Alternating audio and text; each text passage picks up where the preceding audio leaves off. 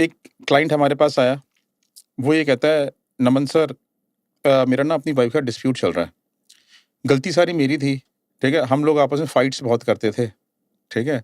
और हमारी इतनी फाइट्स बढ़ गई थी कि मुझे ऐसा लगा कि भई मैं अपनी वाइफ़ को बोल देता हूँ कि चल हम दोनों सेपरेट रह लेते हैं।" हुँ, ठीक है? तो मैंने उसको बोला सेपरेट रह लेते हैं, और वो इमीडिएटली मान भी गई और चली भी गई separate, hmm, hmm, right? And but I had a small daughter, ठीक है? सो मैं उससे बहुत ज़्यादा प्यार करता था, ठीक है? मुझे नहीं पता था कि जब ये अकेले जाएगी तो मुझे उससे कभी मिलने ही नहीं देगी, ठीक है? उसने जब वो अकेले गई, उसने मुझे ना उसके बाद से उसको देखने भी नहीं दिया, मिलने भी नहीं दिया, जी। ठीक है? और मुझे हो गया कैंसर, और मैं हूँ लास्ट स्टेज पे।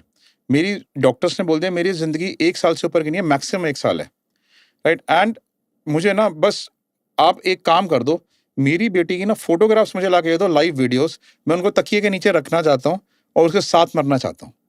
This is what his demand was, ठीक है? अब उसकी बात सुन के ना हम भी इमोशनल हो गए।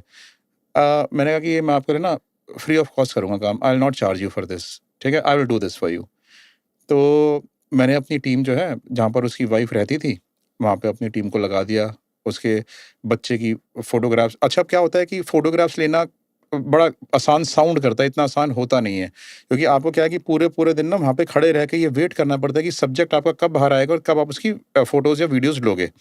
अच्छा, अब हमें ये भी नहीं पता कि जो बच्चा है, उसने उसकी वाइफ़ ने अपने साथ ही रखा हुआ है, किसी दूसरी लोकेशन पे रखा हुआ है। हुँ, ठीक है? तो हमें क्या करना पड़ता था कि उसकी वाइफ़ को फ़ॉलो करना पड़ता था, ये देखने के बच्चे की लोकेशन कहाँ की है।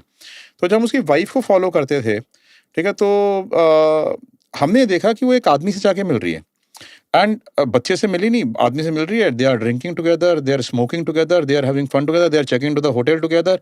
हमें पता चल गया तो अफ़ेयर है इसकी वाइफ़ का तो। जबकि वो हमारा टास्क ही नहीं था पता करना, बट हम बच्चे की वजह से उसको फ़ॉलो करे तो हमें पता चल गया कि इसका तो अफ़ेयर है। ठीक है? फिर बच्चे से जाके मिल नहीं रही थी और बच्चा हमें कहीं दिख भी नहीं रहा था। तो हमने वाइफ़ के बारे में और फर्दर इन्वेस्टिगेशन करी, ये पता करने के लिए बच्चा कहाँ पर है।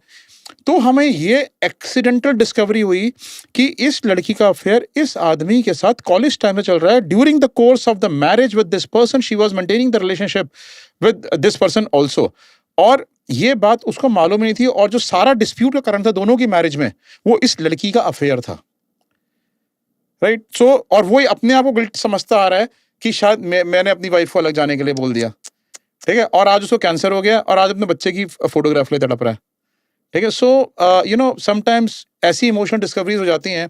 फिर हमने फाइनली उसके बच्चे के बारे में पता किया कि वो कहाँ पे बेचारी वो बच्ची है। उसने अलग जगह पे उसको रख रखा था, टाइम उसका बिल्कुल स्पेंड नहीं करती।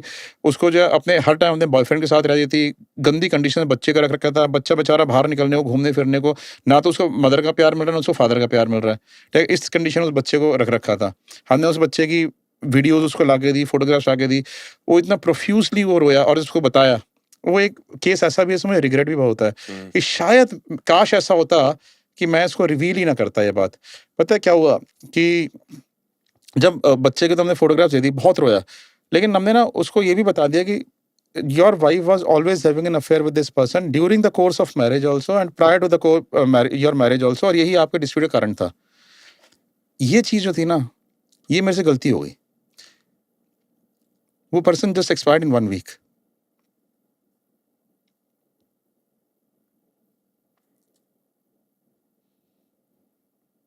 ये प्रोफ़ेशन एक ऐसा प्रोफ़ेशन है नमन भाई, जहाँ इंसानी मानसिकता के ऐसे-ऐसे दरवाज़े खोल कर देखने को ट्रू। मिलते हैं।